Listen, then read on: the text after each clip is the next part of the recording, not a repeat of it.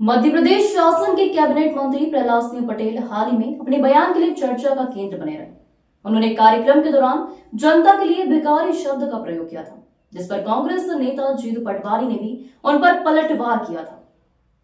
मामले में अब कैबिनेट मंत्री प्रहलाद पटेल ने अपनी सफाई पेश की है। उन्होंने कहा कि जिस तरह से उनके बयान को पेश किया गया है वह गलत है। उन्होंने जनता के लिए शब्द इस्तेमाल नहीं किया, बल्कि एक समाज विशेष का कार्यक्रम था जिसमें उन्होंने यह बात कही थी।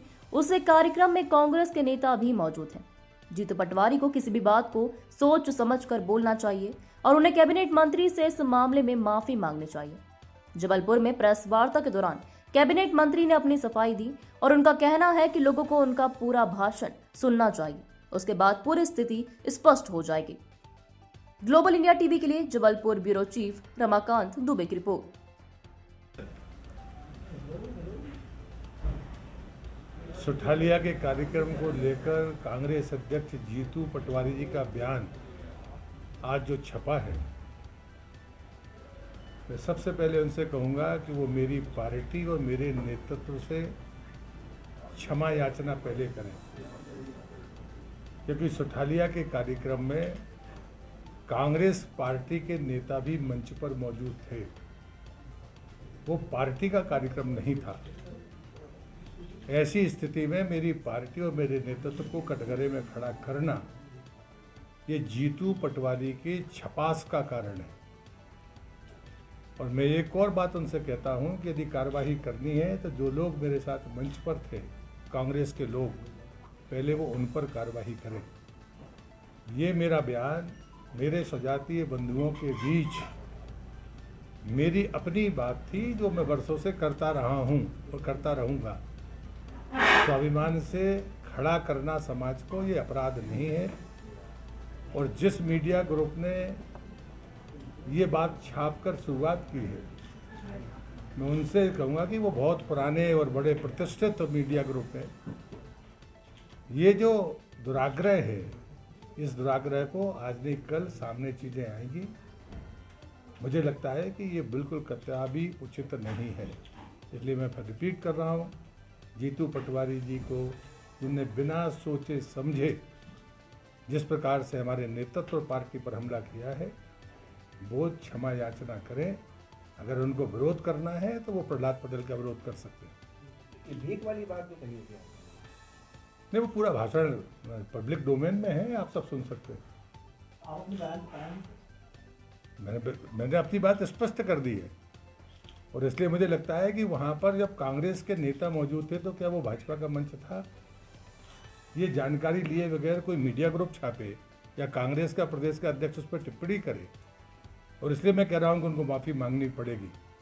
फिर भी सर, जैसे कि आपने कहा कि जनता को भीख नहीं मांगनी चाहिए सरकार से, तो आपका उद्देश्य क्या? नहीं, मुझे लगता है कि मैं आपसे फिर कहूँगा कि पूरा भाषण पब्लिक डोमेन में है, आप उसको सुनिए तो ठीक रहेगा। नहीं, ये क्या सामाजिक मंच था? क्या आपका ये सामाजिक मंच था?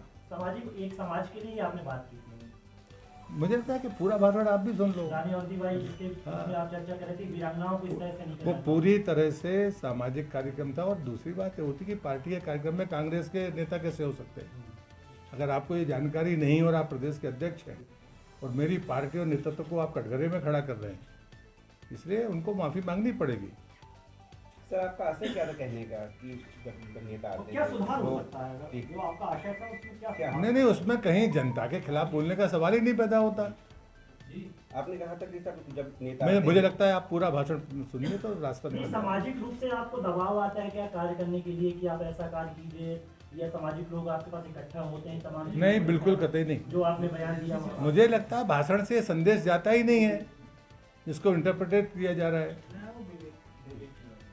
सर, दूसरा आपके विभाग संबंधित, क्योंकि गर्मी आने वाली है, ऐसे में पंचायत विभाग खासतौर से आदिवासी बहुल इलाके यहाँ पर की गर्मी के समय पानी की विकराल स्थिति बन जाती है, उसके लिए कोई विजन नहीं, पानी का संकट अब बहुत कम जगह पर है जहाँ पानी के स्रोत नहीं होंगे।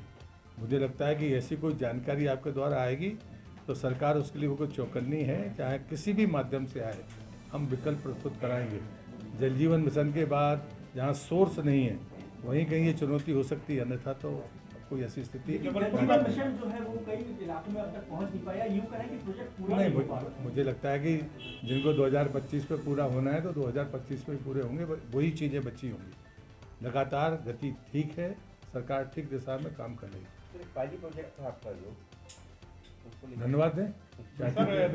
पर बाकी बस अभियान स्वच्छ भारत मिशन प्रधानमंत्री ने शुरू किया था और वो परिवार भी चढ़ा, बच्चों के ने उसमें योगदान किया है। उस अभियान को फिर से तेजी से लाने के लिए, क्योंकि अब 3 चरण उसमें आगे बढ़ गए हैं। गीला कचरा और सूखे कचरा को सेग्रीगेट करके इकट्ठा करना। तो उसमें पहला विषय ये है कि कोई अच्छी प्रैक्टिस आपको मिलती है तो आप उसकी डील बनाकर दीजिए तो उस पर इनाम मिलेगा। दूसरा है कि कचरा फैले ना, और तीसरा कचरे के बारे में जो जागरूकता होनी चाहिए। ऐसे 3 सेगमेंट हमने बनाए, उस पर कोई अच्छे प्रयास जहाँ पर चल रहे हैं आप उनको डील बनाकर देंगे। तो पहले बच्चों के लिए था, उसमें अभिभावक भी शामिल हैं, कोई भी उसमें शामिल हो सकता है, और इसका 4.5 लाख रुपए के इनाम है, जिसमें पहला इनाम 2 लाख रुपए का है। तो मुझे लगता है कि अच्छी प्रैक्टिसेस सामने आए और ये अभियान फिर से आगे बढ़े, ये उसकी कोशिश है, ओवरऑल स्वच्छता को लेकर। स्वच्छता को लेकर। ठीक, किसने भाषण सुना कर ये बताओ। पूरा तो नहीं सुना लेकिन वो सब कहाँ दिखा रहा है? अब लेकिन ये है कि बहुत सालों बाद आप बयान को लेकर चुनौतियों में हैं।